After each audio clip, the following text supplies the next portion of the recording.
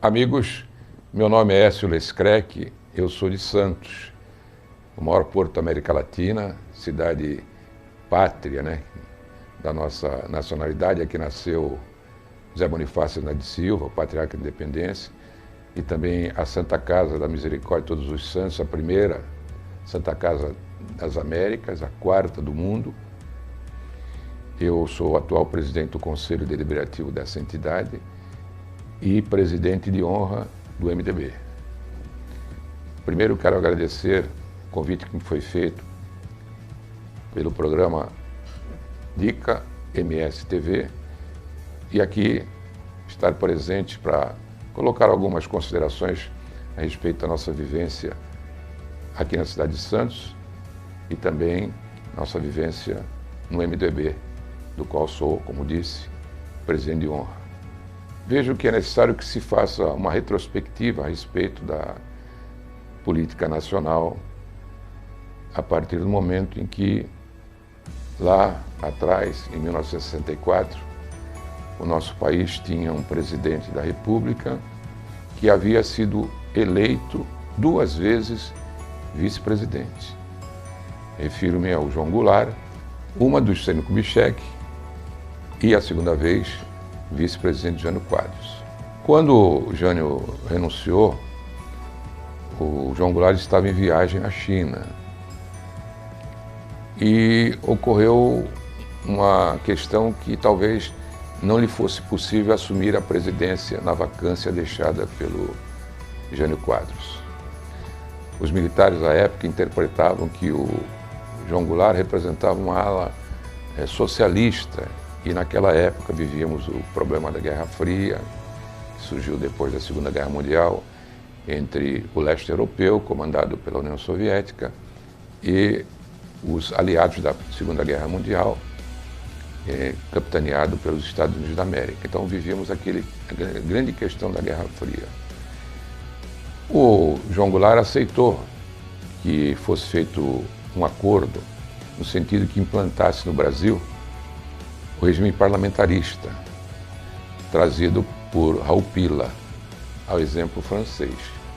E depois de um ano foi submetido a um plebiscito, uma consulta popular, se o regime político do Brasil seria o parlamentarismo ou voltaria a ser, como era antes, o presidencialismo.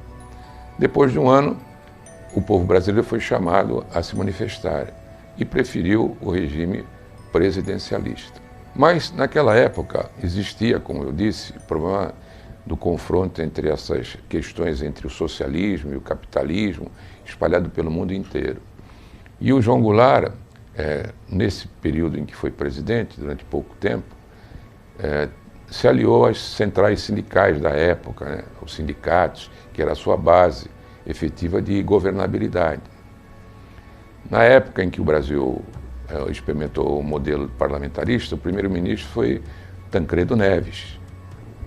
Depois que voltou ao regime presidencialista, não tinha parlamentarismo. Aí, nesse meio tempo, um deputado de Minas Gerais, Celso Brandt, conseguiu aprovar no Congresso Nacional uma emenda constitucional que regulasse a remessa de lucros para o exterior das empresas multinacionais que estavam aqui no Brasil. Quando esse projeto chegou à sanção do presidente da República, João Goulart, ele chamou o deputado Celso Brandt e disse a ele: olha, o seu projeto é altamente nacionalista, é do interesse nacional. Não obstante, nós estamos vivendo numa época muito difícil, né, do confronto entre o Ocidente e o Oriente, entre decorrentes da Guerra Fria. E vamos fazer o seguinte: eu vou nomear uma comissão do Executivo para elaborar um projeto alternativo ao seu. E vou mandar para a Câmara, e o que a Câmara aprovar, eu me comprometo a sancionar. Tá certo? O Celso, embora preferisse que o projeto dele fosse sancionado, concordou com o presidente da República, João Goulart, naquela época.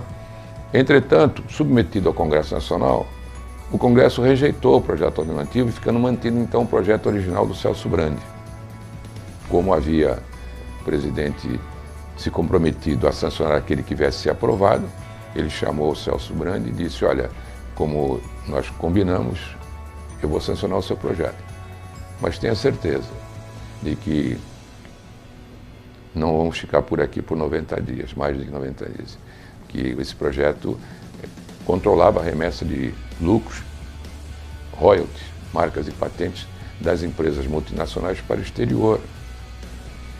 E isso, obviamente, não ia agradar a elite financeira do nosso país. O que houve? No dia 30 de março de 1964, após um comício feito no Rio de Janeiro, existe um movimento muito forte no Brasil, de extrema-direita, né, comandado pela elite da época, contrário ao que eles achavam que seria uma socialização do Brasil. Não era. Nem o João Goulart era socialista, ele era latifundiário, dono de fazendas, acha que ele teria interesse em perder as suas fazendas para sendo latifundiário. Não, mas naquela época ele era do PTB, Partido Trabalhista Brasileiro, o que corresponde hoje ao Partido Socialista. Bom, o que aconteceu naquela época foi o seguinte, houve a Revolução de 64, essas forças conservadoras da cidade, do país, conseguiram depor o presidente e ele poderia ter enfrentado esse movimento militar, cívico-militar que houve, mas ele preferiu que não houvesse derramamento de sangue e o país então ficou sem o comando do presidente da República, que foi se refugiar no Rio Grande do Sul e de lá para o exterior. E aí então as Forças Armadas tomaram conta do poder e colocaram como primeiro presidente Castelo Branco.